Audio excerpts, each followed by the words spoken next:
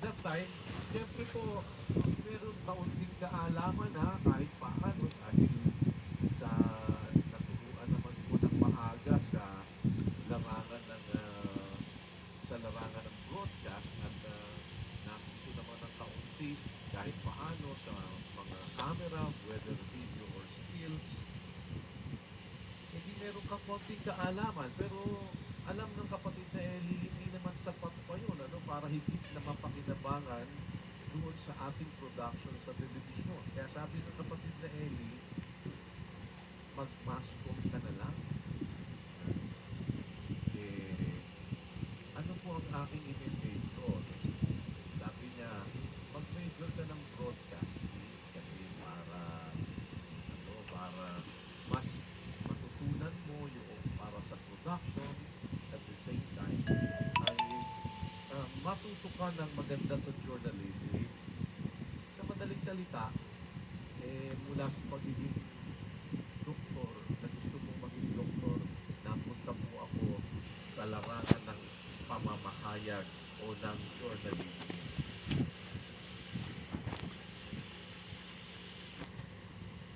Ngayon, mas nare-realize ko, sabi ko, okay na yun. Dahil ito pala talaga ang ating magiging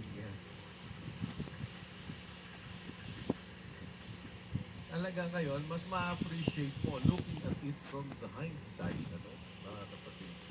At maging yung naging karanasan natin sa larangan ng pamamahayag ay bahagi ng maaaring masabi natin, maaaring mapakinabangan, ano, mga kapatid, para higit na may parating yung pagbabalita ng mga aral ng Panginoon sa iba't ibang mga pamamaraan. Hindi doon lang sa primitive way of doing things. Ano? Dahil nagkaroon ka kahit paano ng exposure. Bagay, sa radyo pa yan, mga nakapako dito sa mga panahon na yan. At an early age, kasi talagang yan po yung naging exposure natin, ano? Sa radyo, sa telebisyon, sa pamamahayag sa radyo at sa telebisyon. Sabi ko, kaya pala, ano, uh, significant pala yung mga bagay na ito, no? Na matutunan mo talaga yung nakapaloob sa larangan ng pamamahayag. Dahil ngayon ay higit natin napapakinabangan para yung talagang dapat na maibalita, dapat na maipahayag, ay naipapahayag natin sa mas malawak na pamamaraan. Kaya po, noon, kung maikukumpara ninyo yung broadcast natin, unti-unti, kasi ang camera namin noon, nag-umpisa kami ng Betamax camera. Tapos, nagkaroon ng VGA. Naghihiram lang din kami ng mga VGA camera.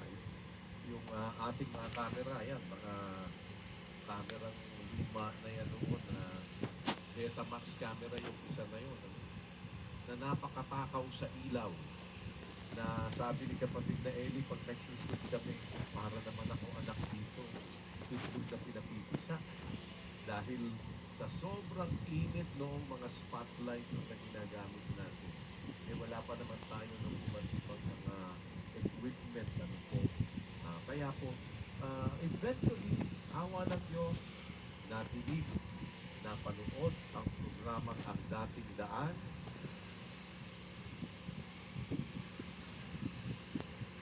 Ibig sabihin, mga kapatid, ano, karamihan sa inyo na naririto ngayon, bunga ng pamamahayag ng katwiran, ng salita ng Diyos, pagbabalita sa radyo, sa telebisyon, later on ito sa iba't ibang mga plataforma na ginagamit. Pero yan po'y mamamahayag pati mga.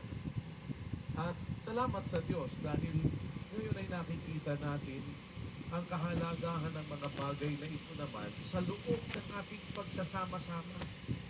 Kasi mahalaga mga kapatid, yung sumasampalataya magkaroon ng pakikipagbalitaan sa kapwa niya sumasampalataya. Kasi yung kung mabubuting balita, pakikinabangan yon ng mga sumasampalataya. Kung hindi naman sumasampalataya, ang makakarinig noong mabubuting balita